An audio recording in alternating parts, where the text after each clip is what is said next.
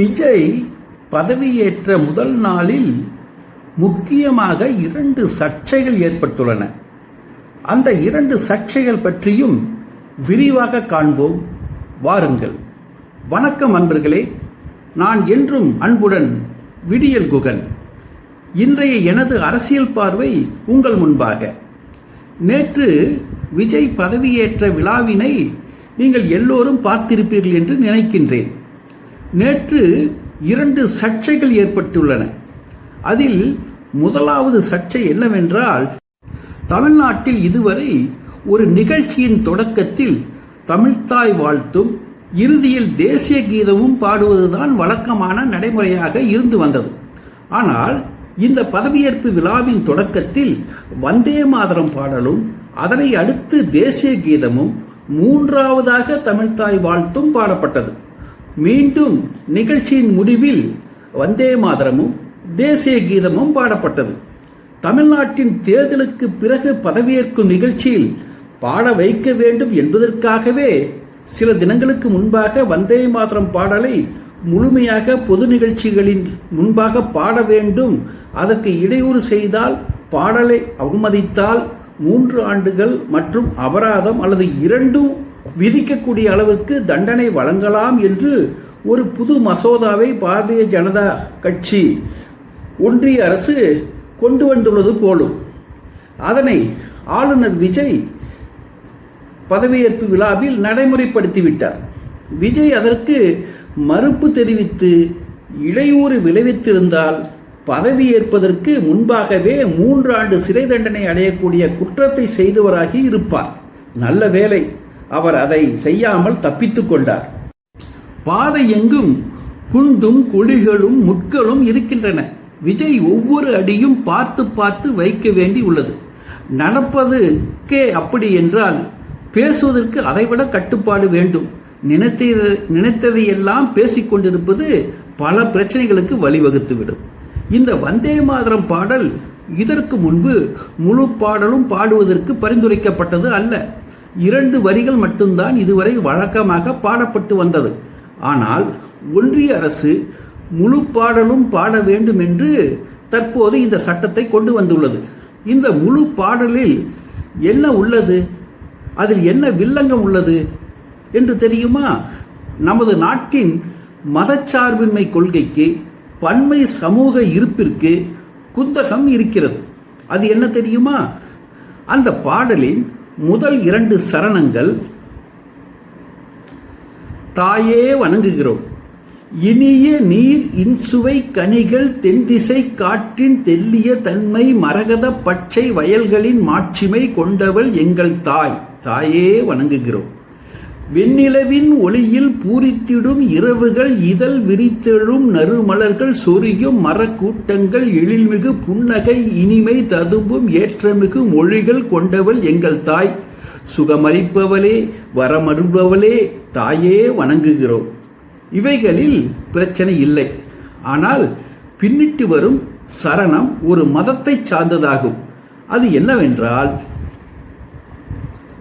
ஆயுத படைகள் கரங்களில் அணி செய்யும் அன்னை துர்க்கை நீயே, செங்கமல மலர் இதழ்களில் உறையும் செல்வ திருமகள் நீயே, கல்வி திறம் அருள் கலைமகளும் நீயே, தாயே வணங்குகிறோம். இது முழுக்க முழுக்க இந்து மதம் சார்ந்த கருத்தாகும். இந்து மதத்திற்கான கடவுள் வாழ்த்து பாடலை இப்போது தேசம் முழுவதற்குமான தேசிய பாடலாக, கடவுள் வாழ்த்து பாடலாக கொண்டு வந்திருக்கிறார்கள். அரசியலமைப்பு சட்டத்தில் இருந்த மதச்சார்பின்மை கொள்கையை தூக்கி எறிய வேண்டும் என்று கங்கணம் கட்டி கொண்டிருக்கும் பாரதிய ஜனதா கட்சி தனது ஆசை அபிலாசைகளை வந்தே மாதரம் மசோதா மூலம் நிறைவேற்றி கொண்டுள்ளது. வந்தே மாதரம் பாடல் முழுமையாக விஜய் பதவியேற்பு விழாவில் நிகழ்ச்சியின் தொடக்கத்தில் பாடப்பட்டது. தமிழக மக்களுக்கு பெரும் அதிர்ச்சியாக இருந்தது. விஜய் அது பற்றி எல்லாம் பெரிதாக ஒன்றும் அலட்டிக்கொள்ளவில்லை. எந்த பாடலும் புரிகின்ற மொழியில் இருந்தால்தான் அது என்ன சொல்கிறது என்று தெரியும். அது புரிந்தால்தானே அது பற்றிய உணர்வு ஏற்படும். நான் தேசிய கீதம், கடவுள் வாழ்த்து எல்லாம் சடங்குக்காக கூட்டத்தோடு கூட்டமாக பாடிக்கொண்டிருக்கின்றோம். அதில் என்ன பொருள் இருக்கிறது என்று பெரும்பாலருக்கு தெரியாது. வங்காள மொழியும் தெரியாது, சமஸ்கிருதமும் தெரியாது, ஹிந்தியும் தெரியாது. தேசிய கீதங்களை எல்லாம் அவரவர்கள் மொழிக்கு மொழிபெயர்ப்பு செய்து பாடினால் அந்த பாடலின் பொருளும் புரியும், அந்த பாடலின் உணர்வும் ஏற்படும். ஆனால் எல்லோரும் எங்கும் ஒரே மாதிரி பாட வேண்டும் என்பதற்காக புரியாத மொழியிலேயே பாட வேண்டும் என்று சொல்லிக் கொண்டிருக்கிறார்கள். சரி, அந்த காரணத்திற்காக அதனை ஏற்றுக்கொள்வோம். ஆனால் இப்போது வந்தே மாதரத்தின் முழு பாடலையும் மதம் சார்ந்த பாடல் வரிகளையும் சேர்த்து பாட வேண்டும் என்று கட்டாயத்தை ஏற்படுத்தியுள்ளது முறையானதா என்ற கேள்வி பலருக்கும் ஏற்படக்கூடியதாக உள்ளது. தமிழக மக்களுக்கு தற்போது ஒன்று புரியக்கூடியதாக உள்ளது. பாரதிய ஜனதா கட்சி ஆட்சி வந்தால் எப்படி இருக்கும் என்பதற்கு இது ஒரு மாதிரியாக அமைந்துள்ளது. தமிழ் மொழிக்கு 3வது இடம்தான் கிடைக்கும் என்பதை செயல்முறையில் காட்டிவிட்டார்கள். இனி இப்படித்தான் தொடரும். ஒரு இடம் வந்துள்ள போதே இப்படி செய்கிறார்கள். தமிழ்நாட்டின் ஆட்சியை இவர்கள் கையில் போனால் என்னென்ன ஆகுமோ என்று தமிழக மக்கள் கலங்கி நிற்கிறார்கள். விஜய் இதற்கு என்ன செய்ய போகிறார்? இதை பொருட்டாக எடுத்துக்கொள்ளப் போகிறாரா? இதெல்லாம் ஒரு மேட்டரே இல்லை என்று கண்டுகொள்ளாமல் விட்டுவிடப் போகிறாரா என்பதை பொறுத்திருந்துதான் பார்க்க வேண்டும். தமிழ் மொழிக்கு முக்கியத்துவம் அளிக்கும் வகையில் தமிழ்த்தாய் வாழ்த்து முதலில் பாடும் வழக்கமான நடைமுறை தொடர்வதற்கு உரிய நடவடிக்கை எடுக்க வேண்டும் என்று தமிழ் உணர்வுமிக்க மக்கள் எதிர்பார்க்கிறார்கள். விஜய் எடுப்பாரா? பொறுத்திருந்து பார்ப்போம். விஜய் பதவியேற்பு நாளில் ஏற்பட்ட 2வது சர்ச்சை அவர் கஜானா காலியாக உள்ளது, அங்கு என்ன உள்ளது ஏது உள்ளது என்று பார்த்து வெள்ளை அறிக்கை வெளியிட வேண்டி உள்ளது, அதையெல்லாம் பார்த்த பிறகுதான் விஜய் அரசின் திட்டங்களை செயல்படுத்த வேண்டும், அதற்கு கொஞ்ச கால அவகாசம் கொடுங்கள் என்று பேசியுள்ளார்.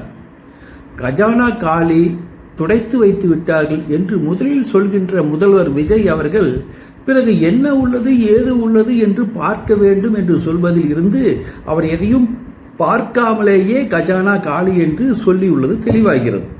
ஒன்று, சரிவர தெரியாமலேயே பேசுவது என்பது பொறுப்புமிக்க முதல்வருக்கு உகந்த செயல் அல்ல. சினிமா வசனம் பேசுவது போல் நினைத்த மாதிரியெல்லாம் பேசுவது இனி நல்லதாக அமையாது. மிகவும் கவனமாக முதல்வர் விஜய் அவர்கள் இனி பேச வேண்டும். முதலில் ஆட்சி செய்தவர்களை குறை கூறிக்கொண்டே இருப்பது என்பது வேண்டாத வேலையாகும். அவர்கள் சரியாக செய்யவில்லை என்பதால் தான் விஜய் அவர்களை கொண்டு வந்திருக்கிறார்கள். உங்களிடம் என்ன மக்கள் எதிர்பார்க்கிறார்களோ அதை செய்வதற்கு முயலுங்கள். ஏற்கனவே செயல்பட்டு கொண்டிருந்தவர்களை விட நீங்கள் என்ன சிறப்பாக செய்கிறீர்கள் என்பதை பார்த்துதான் உங்களின் ஆட்சி திறனை மக்கள் மதிப்பிடுவார்கள். முன்பு ஆட்சி செய்தவர்கள் மக்களுக்கு எது நன்மை தரும் என்று அவர்கள் நினைத்தார்களோ அதை செய்திருக்கிறார்கள். நீங்கள் என்ன நினைக்கிறீர்களோ அதை நீங்கள் செய்யுங்கள். யார் சொல்வது உண்மை, யார் செய்வது நன்மை என்பதை மக்கள் பார்த்துக் கொள்வார்கள். ஒன்றிய அரசு உட்பட எல்லா அரசுகளும் கடன் வாங்கிக் கொண்டுதான் இருக்கின்றன. கடன் வாங்குவது பிரச்சனை அல்ல, அந்த கடனை சமாளிக்கக்கூடிய அளவிற்கு சக்தி உள்ளதா என்பதுதான் பிரச்சனை. கடன் வாங்கி உள்ள அளவிற்கு அதனை ஈடு செய்யும் அளவிற்கு நல்ல திட்டங்கள் செயல்படுத்தப்பட்டுள்ளதா, நாடு முன்னேறி உள்ளதா என்பதுதான் கணக்கு. விஜய் என்ன உள்ளது ஏது உள்ளது என்பதை நன்கு பார்க்கட்டும். என்னென்ன செய்து அதனை சரி கட்டலாம் என்று யோசிக்கட்டும். கஜானா நல்ல நிலைக்கு வரும்போது அவர் உள்ளத்தில் உள்ளதை வாக்குறுதியாக சொல்லியுள்ளதை திட்டங்களை எல்லாம் நிறைவேற்றட்டும். வரவேற்போம், வாழ்த்துவோம், வணங்குவோம். அனைவருக்கும் நன்றி, வணக்கம்.